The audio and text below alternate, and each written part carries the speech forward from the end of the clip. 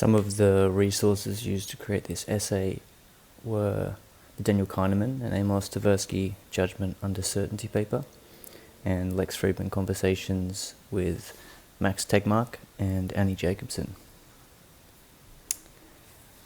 In 1927, the US Supreme Court sentenced Carrie Buck to sterilization. Carrie was born into poverty in Virginia in the early 1900s. She was sent to the Virginia State Colony for sterilization after she was raped and impregnated. The facility was designed for individuals considered epileptic or feeble-minded. If sterilized sounds grim, that's because it was grim. Surgical procedures to remove, cut, or block your reproductive parts. Dr. Priddy, who was superintendent of the Virginia State Facility, along with 8 of the 9 judges in the court case, were zealous supporters of the eugenics movement. They believed anyone considered to be feeble-minded or mentally deficient should be forcibly sterilized to prevent them from reproducing and passing on those perceived deficiencies. In the decades following Carrie's case, tens of thousands of people would be forcibly sterilized in the United States. What is your initial reaction toward the eugenics movement? Is it discussed? Well, it wasn't just Superintendent Priddy and the judges who supported eugenics. Theodore Roosevelt, Winston Churchill, Alexander Graham Bell were all vocal advocates. Universities, including Harvard and Stanford, they taught eugenics courses. There was even an American Eugenics Society founded in 1926 with members including prominent and well-respected doctors, lawyers, and scientists. Had you been born in the US, in Germany, or in the UK, there's a good chance you too would have supported the eugenics movement. As it would turn out, many of the assumptions and scientific reasonings behind the eugenics movement were flawed.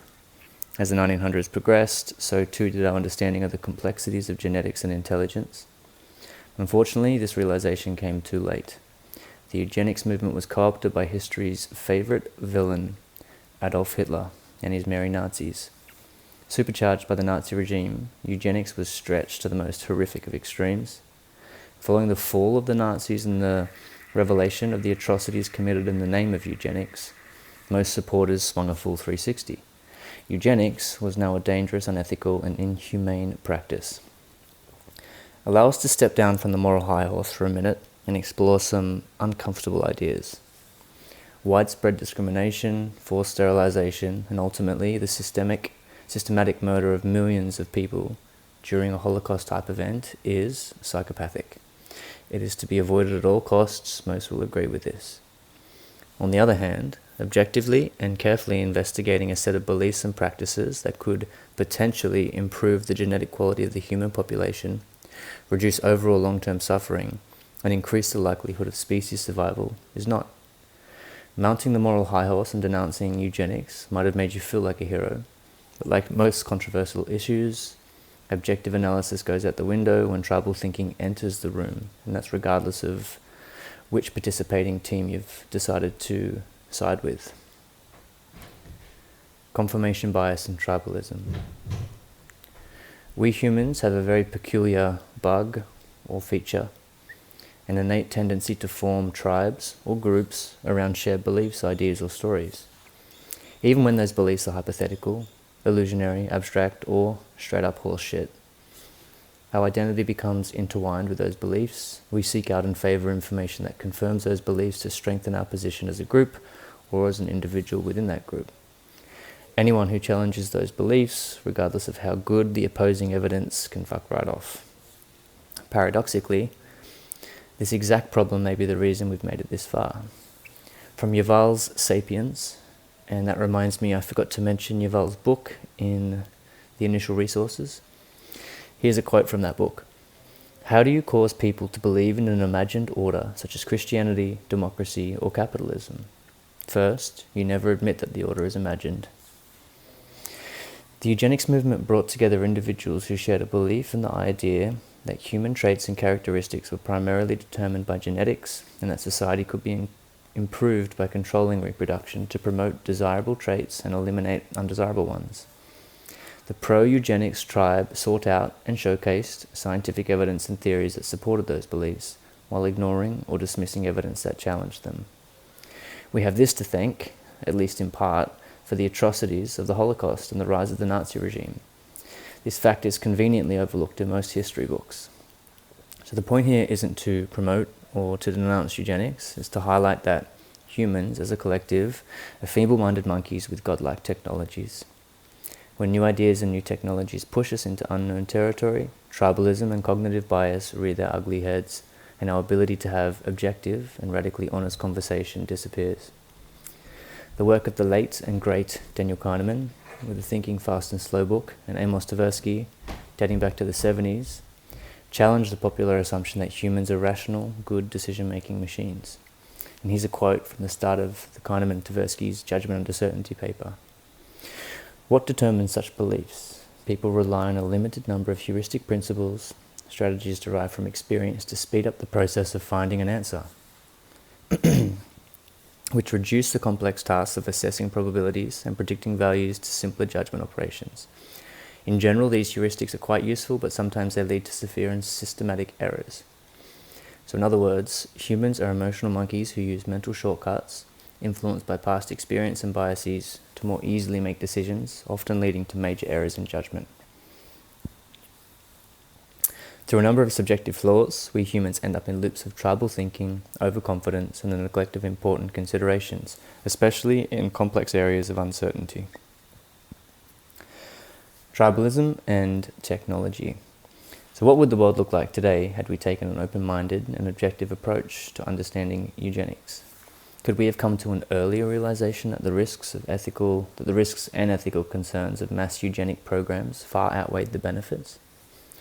Could we have focused that attention toward research into more careful and ethical gene therapies, or a better understanding of genetic expression? What if we'd applied the same open-minded approach to nuclear science?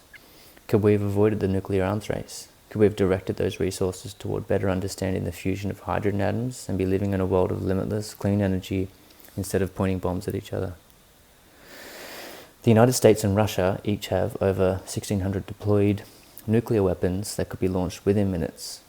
This is part of the 12,500 total nuclear weapons amongst the 9 nuclear-armed nations. In a recent conversation with Lex Friedman, Annie Jacobson reveals the terrifying reality of nuclear conflict.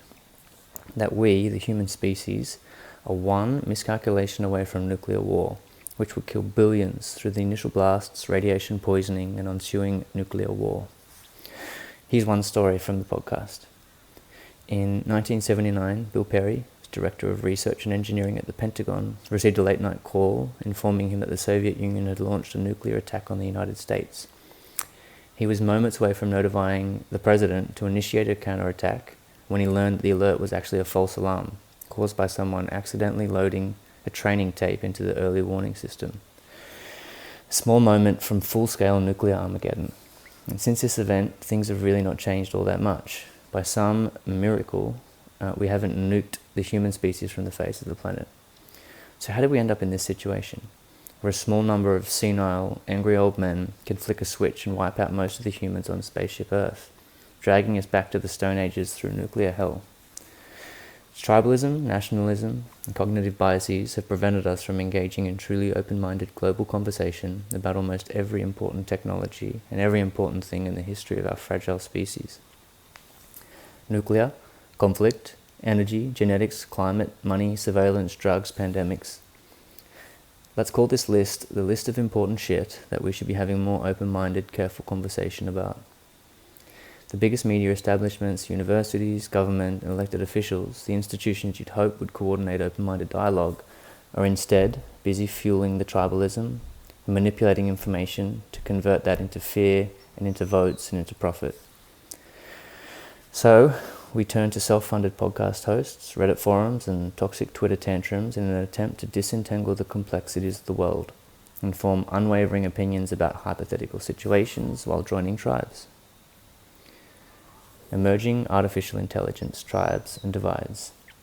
This brings us to artificial general intelligence. That can do all our jobs as well as us, and our list of important shit that we should be probably shortly thereafter superintelligence, which greatly exceeds our cognitive abilities. It's going to either be the best thing ever to happen to humanity or the worst. I'm really quite confident that there is there will be unimaginably not that good much middle ground there. But it would be fundamentally transformative. Here's a quote from to human Max civilization. Tegmark. Utterly. I'm almost certain that it will be either the best or worst thing that happens to the human species.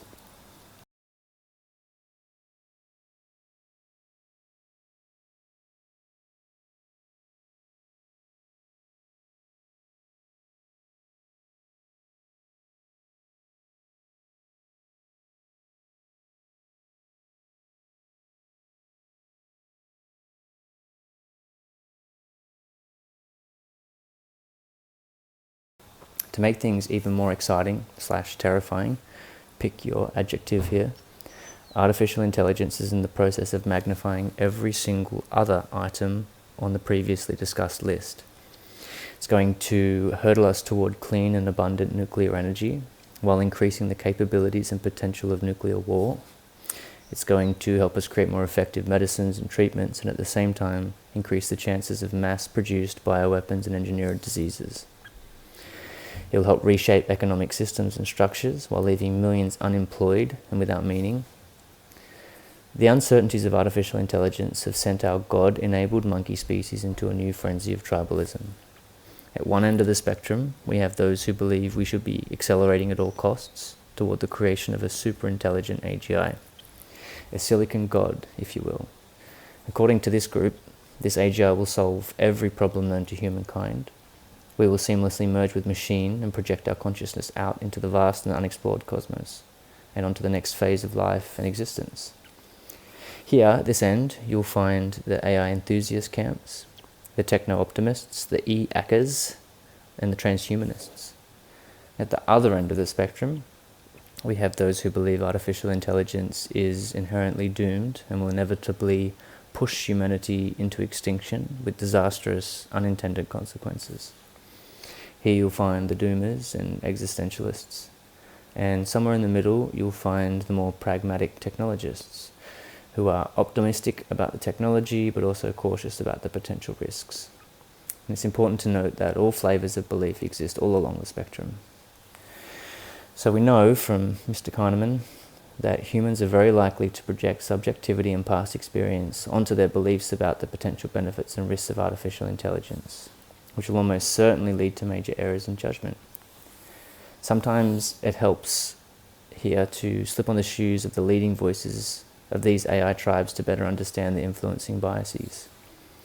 Imagine yourself as a genius engineer, entrepreneur with a PhD in quantum physics, building an AI startup, where your self-worth is derived from Twitter posts aggravating some of the most prominent AI voices in the world.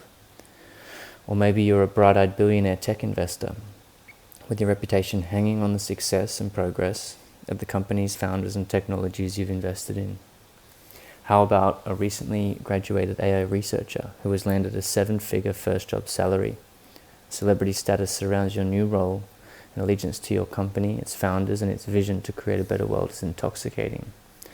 Or how about the CEO of a multi-billion-dollar company with tens of thousands of employees, greedy shareholders, board members, corrupt state institutions, regulators, and politicians breathing down your neck? Are you going to have an objective view of the possible risks and benefits of this technology? Probably not.